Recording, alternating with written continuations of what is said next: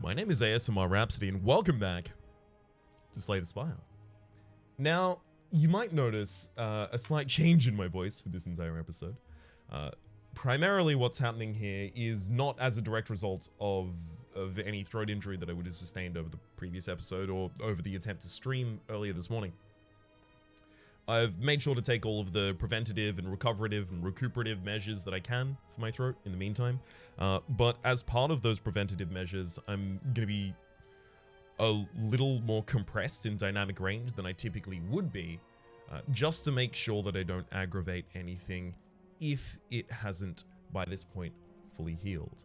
So if this kind of crushed dynamic range is not particularly something that you're interested in or doesn't hold your attention, hey, I'll catch you in the next episode.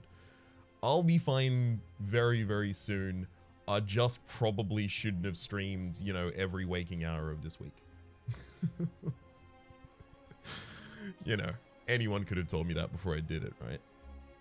However, if you are sticking around with me, we're going to be doing the first daily for this character that has been released. It has Heirloom, Midas, and Red cards as the modifier.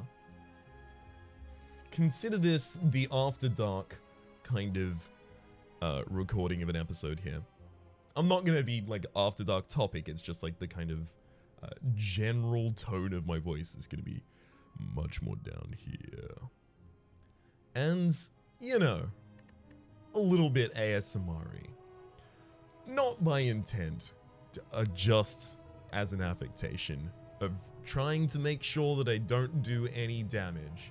Again, I don't think that I am currently damaged. This is a preventative measure. I wouldn't be pushing myself specifically to work exclusively while I thought I was still at risk of a high investment in making sure that my voice stays. Full stop, actually, at the end of that. Full stop. Alright, so we have the character, the Watcher. Heirloom, start with the Red Relic. Red cards are now appear in rewards and shops. And Midas, enemies drop 200% more gold, but you can only go smith at rest sites. Now, in particular is this character. Midas is a little bit more interesting because you have access to the ability to upgrade your base cards with the lessons learned, rare card. And red cards are particularly important for this character as well, because this character, because they have access to an at-will doubling of their damage, they can't have access to many other scaling effects. Otherwise, things would get really nutty really fast. However, scaling effects still exist in the Ironclad, especially for strength. I'm not seeing any particularly high scores here, so I'm a little bit threatened by the possibility that this is a bad run, but I'm totally obsessed with the idea of making sure it isn't. Calipers, at the start of your turn, uses 15 block rather than all of your block. I can do that. I can do that. So, yeah, I'm also, I think, as an affectation, enunciating a little less, which is probably going to make my accent a little stronger, except for on the words that I specifically stress outside of my accent. Like accent. Let's try here. Alright, so we're looking for 3 strikes next turn. Got him. Pummel, Armaments, and Heavy Blade. I'm interested in taking Pummel because I am already incentivized to take Strength, but secondarily, there's an effect of a card in this character called... Wait, is it only red cards? Red cards now appear in rewards and shops. I think they just also appear. The character also has access to a card called Wreath of Flame that deals that adds 8 additional damage to your next attack, and it would work on every instance of Pummel. It might be worth going to an early shop in order to try and find a strength card. Whenever you lose HP from a card, gain 1 strength. That's not particularly helpful. However, Flying Sleeves and Follow-Up are really, really good in terms of the damage that we're looking for here. However, Blind to weaken enemies. This character doesn't have easy access to weakness, nor does the Ironclad. The Ironclad obviously has Intimidate and Shockwave and Uppercut, Shockwave, Uppercut, and Clothesline all being quite expensive, and Intimidate exhausting. I think we might want Blind in particular for that reason. As this character, I really would have liked to get Vajra, but I couldn't have known that, you know, Vajra was going to appear in this shop rather than the next shop. So it's either Flying Sleeves Follow-Up or it's Flying Sleeves Blind. In particular, due to the fact that I intend on going to 2 elites, and the Gremlin Knob kind of dunks this character, the Watcher, I found, a lot of the time... Actually, you know what? The Gremlin Knob used to dunk this character before Vigilance was changed to give you block rather than card draw. I don't suspect that's still the case. However, the Sentinels still do. So usually I'll pick up the first AoE that I have access to, but in lieu of that, I'll happily take a couple of attacks. I immediately changed my reasoning after like claiming that. Oh, that's the Rhapsody way. That's the Rhapsody way. Whew. Good to have you around, by the way, to those of you who've remained. A little bit low energy, definitely. Or a little bit low in expression of energy, rather. Havoc, Fasting, and Uppercut.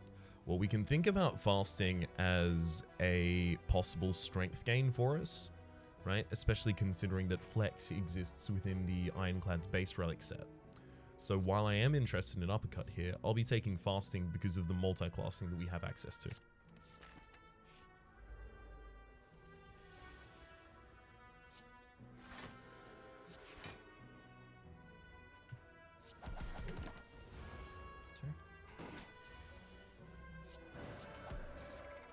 Pretty perfect turns right there. Fiendfire, Clothesline, and Rage. The ability to queue up a turn where you Fiendfire after getting into Eruption is pretty ridiculous as this character. However, we might want to start considering the possibility that we go for a Pauper bonus and take no rare cards. Rage is also fine on this character, but ideally, we're going to be playing singular large attacks rather than many small attacks, particularly because the best strength synergizing card in this character is Ragnarok, which is a 3-cost rare attack. And we can also kind of slightly reliably get those after bosses. Especially considering they have other 3-cost rare attacks and 3-cost rare powers that we're also still interested in playing.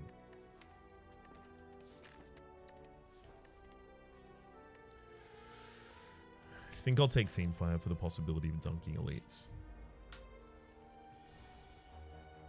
So here, that's 35 damage total, not enough. Fiendfire also has soft synergy in this class because you can retain cards from your prior hands to increase the effectiveness of your Fiendfire hand.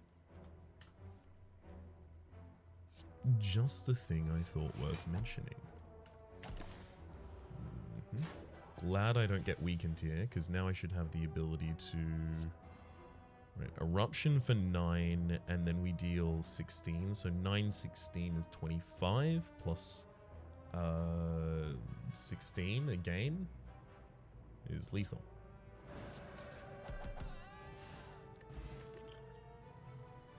Flame Barrier, Power Through, and Protect. Both Flame Barrier and Protect are high considerations as a result of the kind of deficit of draw in terms of cards that we've added to the deck at this point. However, the Calipers are going to be like much more impactful with the one that provides the higher block. Protect. It's slightly higher, however it does have the effect of Retain, which has soft synergy as I was just mentioning with Fiendfire. So do I think the consistency of my hands is important? I will also mention at this point the possibility of going for Power Through. The possibility in particular of playing Power Through in the same hand as Fiendfire. Power Through gives you a large amount of defense as well as 2 cards back into your hand that you then burn with a Fiendfire. it's going to be a little difficult to do that, especially because well-laid plans and establishment are in the two classes we aren't playing. Sorry, not establishment. Well-laid plans and equilibrium are in the two classes we are not currently playing. I've also turned down the master volume, by the way, just because of the different balance this is going to provide. So I can't necessarily rely on having Power Through and Fiendfire in the same hand, and drawing into wounds as his character, which limits the effectiveness of your Wrath turns, which is usually when you extend for lethal, is really deadly. I suspect it's Protect. The reliability of having a card in your hand to protect you at all times is insane for guaranteeing perfects against enemies. Alright, I wouldn't have gone to this space if I had remembered that we were in Midas. Because obviously now I heal for barely anything and I waste the space. I could have gone up in this direction and got an extra fight.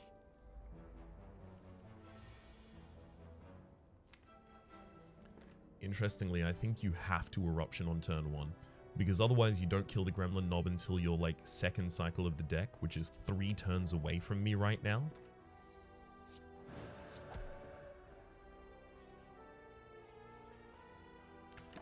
I'll hold on that strike just because I want to hold the miracle, actually. Yeah, not an ideal turn for us. Obviously, we were looking for Fiendfire as a primary and Protect as a secondary here. Third would have been Vigilance so that I can exit Wrath so that I don't have to take the double damage here. If you're unfamiliar with this character and you're only back for a daily, let me mention that the character is based around stances. You get a bonus while you're in a stance or while you are changing a stance. Eruption, while you are in this stance, you deal and receive double attack damage exclusively. And Vigilance, when you exit this stance, you gain 2 extra energy. So I can hold on to Flying Sleeves for the next turn, so it's probably Pummel, Strike, and Defend, although I've got to remember that the Defend is half as effective, well, twice as ineffective against the enemy here. However, I am going to be killing them with Fiendfire next turn, unless I'm like real unlucky, and I'm not planning around being real unlucky.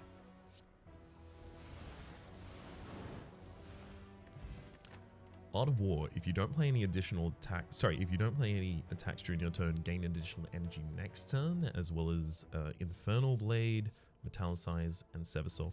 Infernal Blade, in order to play an extra attack, especially while you're in Wrath, is really powerful. Very happy to have it upgraded there. I'm going to go for this Elite, and if it kills me, then this is a real short run, and I'll see y'all around. Oh. Obtain a special relic, become Cursed Pain. This relic is really powerful.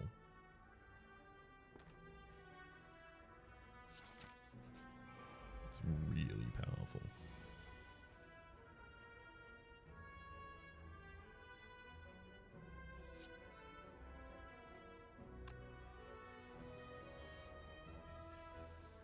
Unless I kill both of the enemies, I take a bunch of damage here, so I owe it to myself the time to consider here.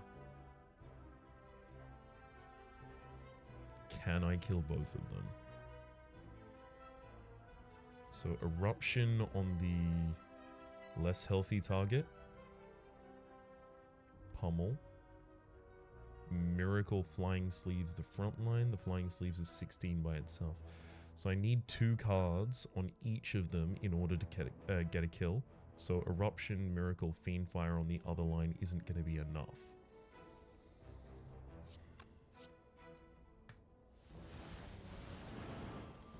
So we'll just have to take the acceptable losses. This is almost certainly going to force us to use the Power Potion in the fight against the Elite this floor.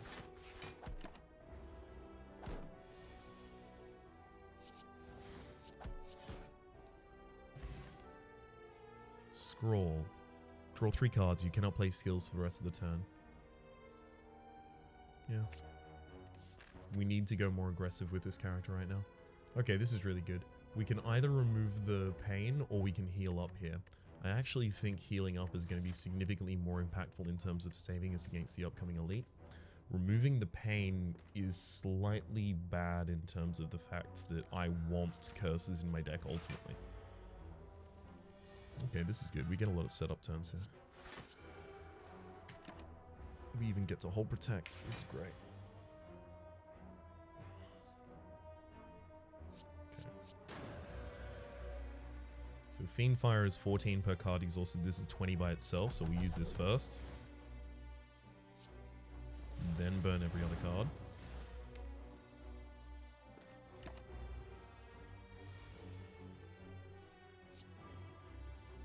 Blind the enemy, flying sleeves them, scroll looking for both of those strikes ideally. Murder. Pantograph at the start, boss combat deal for 25 HP, as well as Halt, Spirit Shield, and Wrath. We intend to stay in Wrath consistently here as this character, so I'm actually very interested in taking that.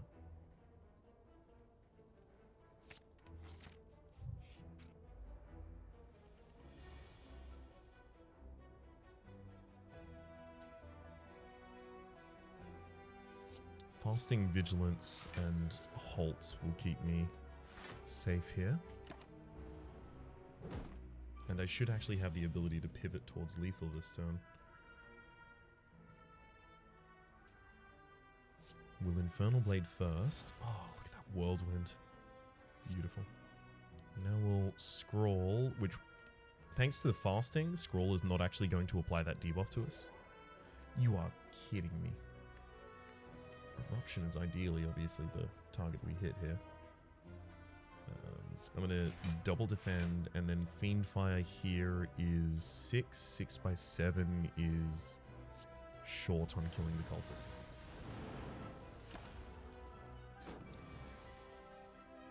One thing we do have to make sure of is the fact is that we won't devoid our entire deck of attacks. It's a legitimate threat to us. So I swap into Wrath here because I do have Flying Sleeves in the next hand, but I also have access to my second shuffle through the deck, so I'm very likely to get another attack back. There's another copy of Protect here, as well as Warcry and Deceive Reality. Deceive Reality, gain 4 block at a safety to your hand. The safety is a 1-cost skill that retains and gains 12 block and exhausts. I think this is ridiculously powerful in terms of defense, even more so than Protect.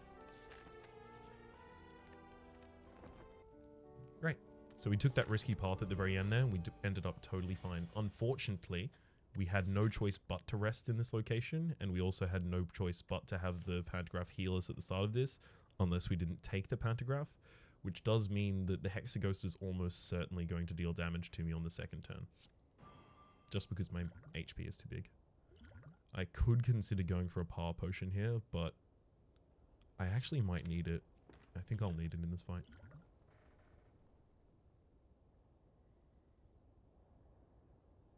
Probably Evolve to mitigate the negativity of picking up, the negativity in particular of having picked up burns over the course of this fight. This fight's gonna be really bad. Like, really bad. There's lesson learned. Obviously, how we want to end the fight is with that.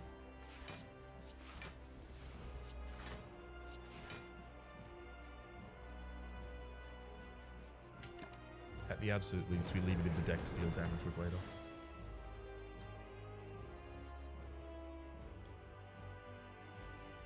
Vigilance fasting seems correct here.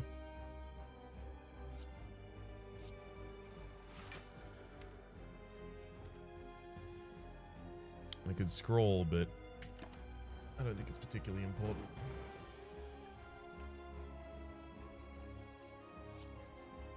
Okay, strike, do that double defend, and throw the pummel. If we constantly use the Fiendfire the first time it shows up, we're going to run out of ability to do anything. Ideally, getting vulnerability in this deck is going to be a great pickup for us. The Ironclad has easy access to that, so I shouldn't have to rely on Uppercut for that in particular. So Eruption followed by Fiendfire is 9, and then 7. 7 when this is doubled is 14. 7, 14 is 70 plus 28 is 98. Yeah, far from lethal. Far cry from lethal. So we'll defend, flying sleeve strike, keeping us perfect in the fight ideally. Happily deceive, strike, strike this turn, holding us safety. So you can see with the safety and the protect both held here, we're very, very safe against this enemy. That was not meant to be a pun. Ultimately it was, but it wasn't meant to be.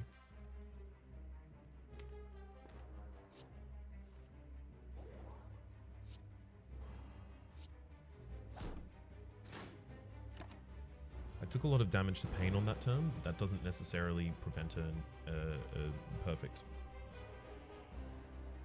So deceive reality and halts, that fully blocks this turn.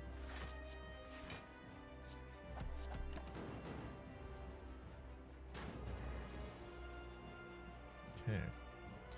Now we're back into the possibility of Eruption Fiendfire. So the Fiendfire will be 14 by 6. Still short. That's okay. Fiend 8. Up to 25. Hold again. I'm pretty pleased with the Evolve pickup. It actually could end up extending us to lethal. Not unless we have the Wrath active.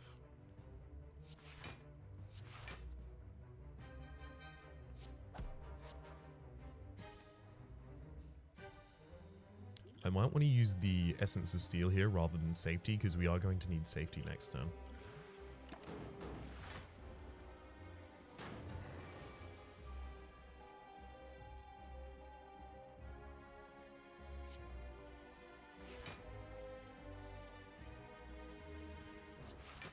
Okay, we're defended against the 12 incoming against these burns. And then we're defended against 15 after that. Is that correct?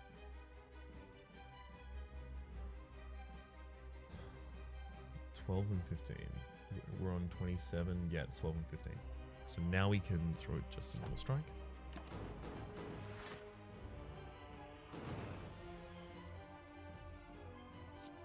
We can lines the enemy and defend. Unfortunately, we can't use Eruption here unless we also use Protect and then extend for lethal next turn, which isn't happening. The enemy's also attacking next turn, so we can't try and extend. Oh, you... I was almost certain they were going to be attacking this turn. Alright, we need to start extending for lethal. Otherwise, we're no longer winning this fight.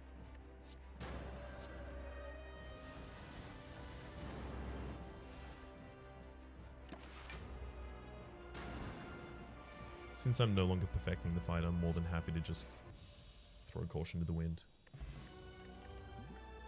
There's the Ragnarok I was asking for. Okay. This relic is called Corn Chip. You can't convince me otherwise.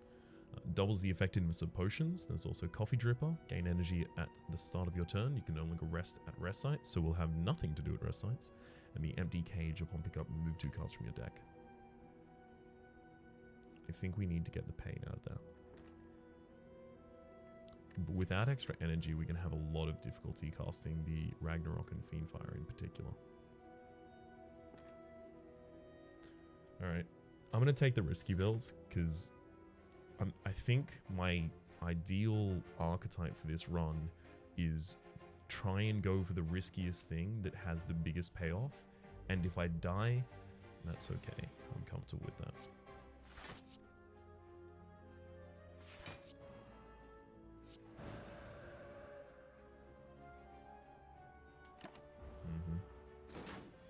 So I wanted to get into Eruption there, because otherwise the fight against this enemy is going to be ridiculously long and very frustrating. It's another example of what I would call acceptable losses. Sands of Time, Reckless Charge, and Clothesline. Sands of Time will help us make sure that we have damage to pivot to on our Wrath turns.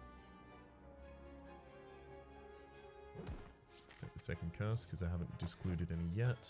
Happy Flower. There's Girya. This is a very, very important possible pickup here. I may avoid this elite just so that I can try and get 3 upgrades before I go to this one. 3 extra strength on Fiendfire, Pummel, and Ragnarok is ridiculous. Strange Spoon, interestingly, is also really good as this character. Not only because we have, you know, like good Fiendfire, Pummel, you know, Infernal Blade as well, but also because the safeties exhaust, and so do Miracles. All of these being things that you would very much like to redraw. So I'll take a Strange Spoon as well.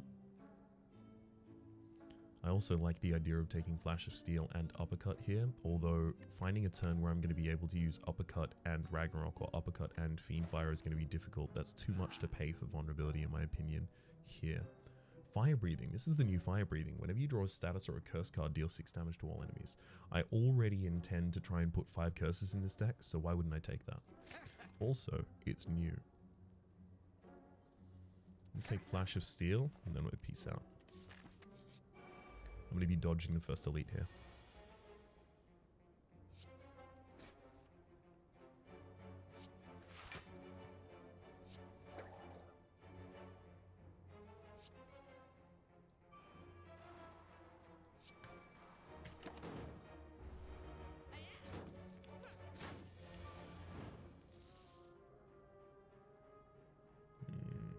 Okay.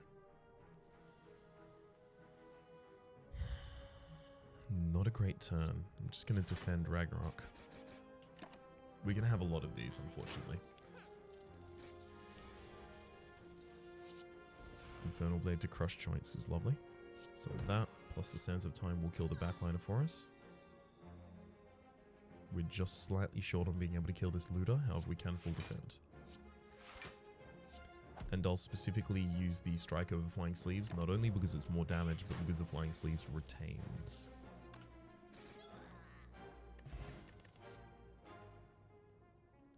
I'm not so certain I need another Infernal Blade in this deck, but I'll take it.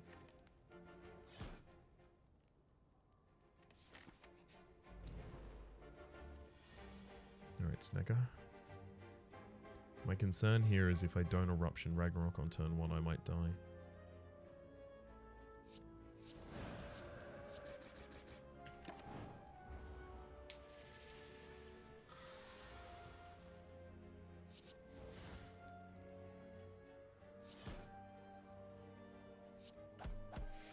Good. Wreath of Flame in particular works for exactly what I've been talking about, the multi-hits. I'm very glad that I was able to call my shot from the intro, but I'm not entirely certain it'll live. Orichalcum is definitely a good way along towards that though. Remove a card from the deck. Here it's probably a strike.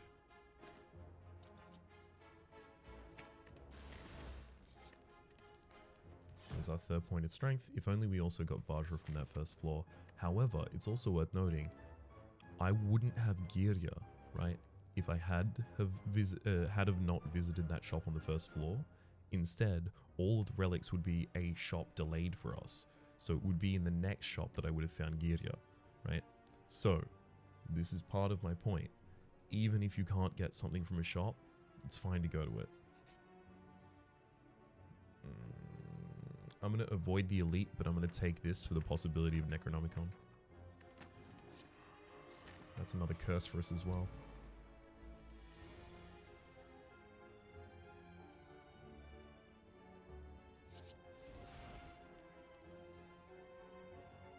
It's good.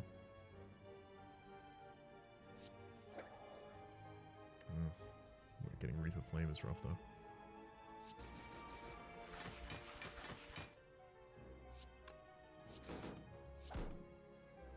So I weaken the enemy here.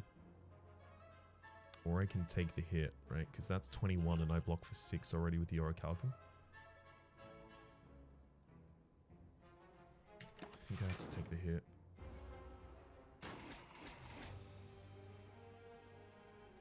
I forgot that I had a decay in hand, didn't I? I did forget that. Alright, chat. I'll catch you tomorrow. Chat, wow. I've officially become a streamer, apparently, despite the fact that I've been a YouTuber for, 5 years, and I've been a streamer for 1 week. Again, my name has been Rhapsody. The name of the game has been Slay the Spire. This has been the ASMR episode, the After Dark episode, the Baritone episode. Hopefully you've been enjoying yourselves. And hopefully we'll see you next time.